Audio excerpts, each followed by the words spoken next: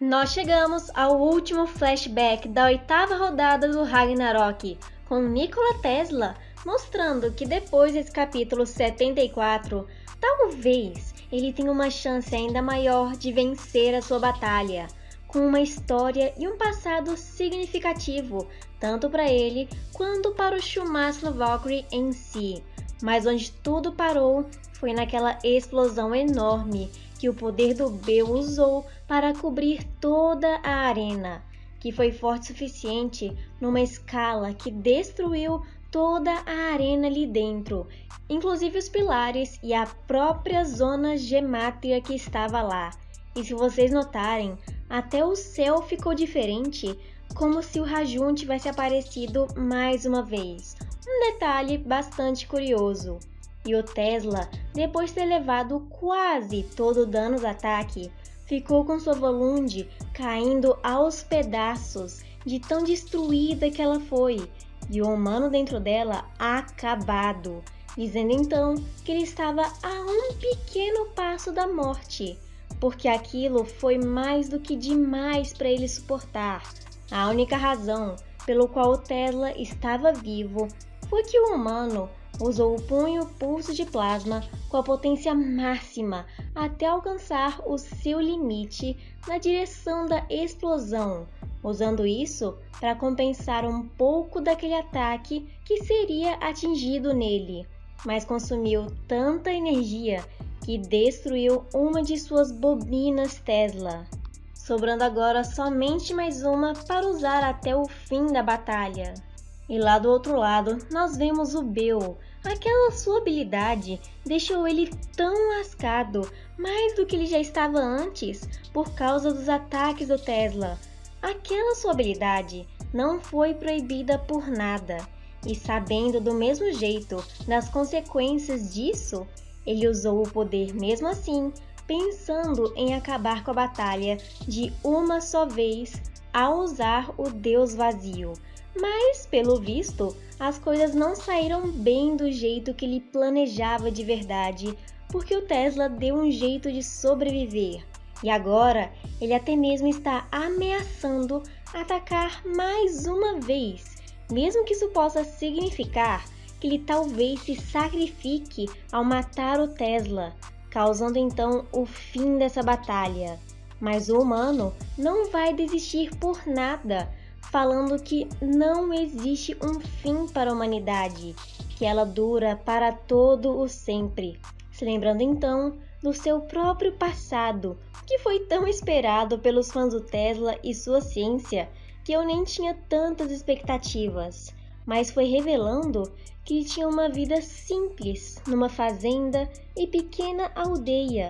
mas que do mesmo jeito ia sempre visitar o seu irmão mais velho, Dane Tesla, no seu próprio laboratório, a Zona Gemátria, que por coincidência você já deve ter assimilado, que é o mesmo nome da prisão dos deuses que ele usa no Ragnarok. Inclusive, a porta daquele laboratório também é a mesma que ele usa como sala de espera no meio do Valhalla. Até a senha são os números que compõem a distância da prisão dos deuses, que é um número amado por Deus. Vocês percebem esses pequenos detalhes que eles colocam para relacionar o Tesla e o seu irmão? Eles mostram claramente que eles eram muito próximos e que o Dane foi a principal inspiração do Nikola para ele como um verdadeiro cientista, o que é algo muito importante, querendo ou não, de saber do Tesla,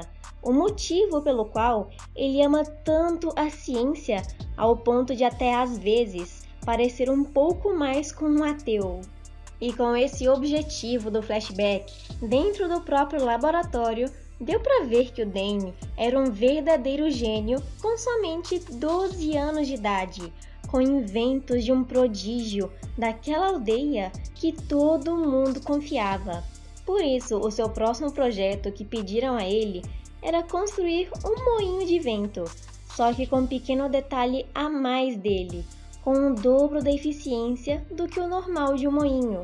Mas o maior problema, que mesmo todo mundo confiando nele, era que o próprio Dane não confiava nele mesmo, pensando que alguma coisa vai dar errado, que tudo vai estragar em algum momento ou que algo ali na planta dele estava faltando. Ele só continuava inventando pelo simples motivo, fazer as pessoas felizes com as coisas que ele mesmo criou. Mas nem com esse pensamento ele poderia falhar de jeito algum, mesmo que o próprio Nikola Tesla tenha mencionado com 5 anos de idade que não tem problema falhar, nem um pouco, porque só no meio delas que eles aprendem ainda mais e fazem novas descobertas, porque dessa maneira é que a própria humanidade avança cada dia mais, até se for da maneira mais simples possível. Desde pequeno,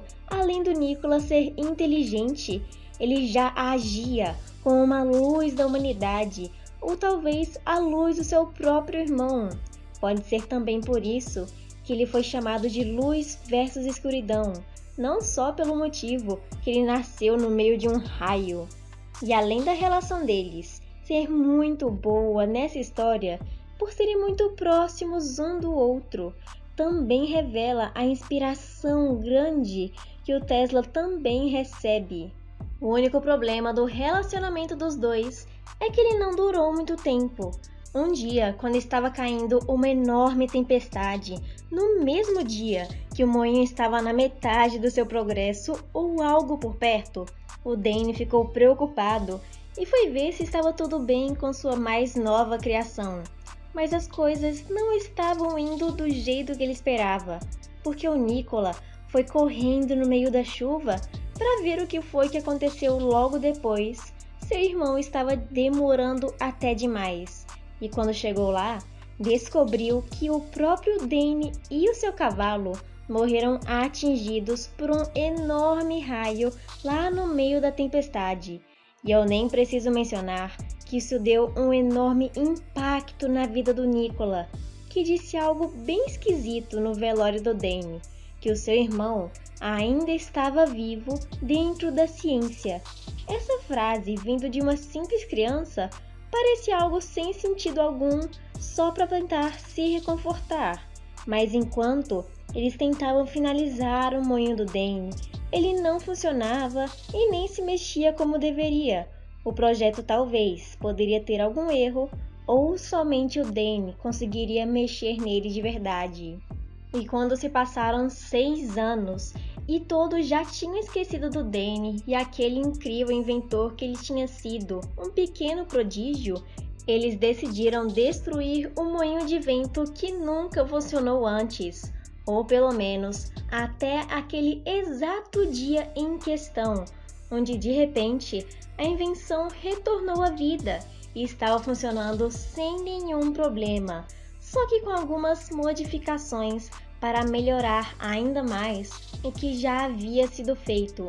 E tudo isso foi graças ao Nikola Tesla, que ainda mais novo que seu irmão, 11 anos de idade, ficou estudando todos os dias, preso dentro da zona gemátria que era o laboratório do seu irmão. E agora ele estava seguindo o legado dele, herdando tudo que ele havia feito e tudo que ele iria fazer se não tivesse morrido. Inclusive os óculos que pertenciam ao Danny estão agora com Nikola, porque ele usa até hoje. No momento em que ele foi apresentado, ele estava usando esses óculos, dizendo então uma frase que até se parecia com aquela do velório, que o seu irmão estava vivo dentro dele mesmo, e então também estaria vivo na memória de todos os outros daquele vilarejo, enquanto eles estiverem passando as suas heranças e transmitindo para as outras pessoas do futuro da ciência.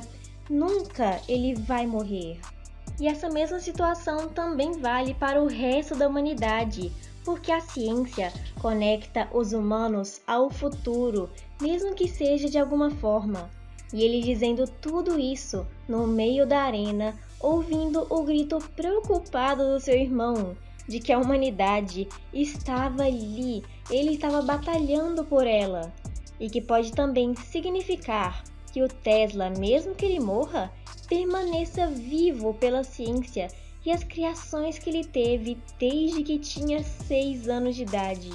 Até mesmo se a própria humanidade foi exterminada no Ragnarok, mostrando que seu flashback foi importante tanto para a gente saber a origem do Tesla e toda a sua paixão pela ciência, com significado importante para a história do Shumatsu em si, que até me fez pegar um pouco mais de empatia pelo personagem que eu nem tinha antes. O passado de cada um aqui nessa obra vem tanto para complementar um pouco da história deles, quanto para o próprio Shumatsu e tudo que ela significa de verdade, que a humanidade precisa provar o seu valor para poder sobreviver.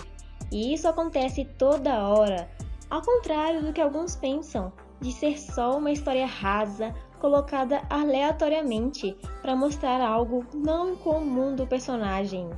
Mas enfim, me digam depois nos comentários ou no Discord se vocês concordam comigo ou não, porque chegou a hora dos nossos amados membros que apoiam esse canal. Otávio Araújo, Hugo, Kira, L, Kawan Love Croco, Otron, Canibal Vegano Trupe, Brawl Wars, Cherryland Zero, Spiritione, Kolga Uric e Luan Santos. E eu só espero de coração que as legiões de nossos membros e eternalzinhos só cresçam mais ainda para esse canal bombar.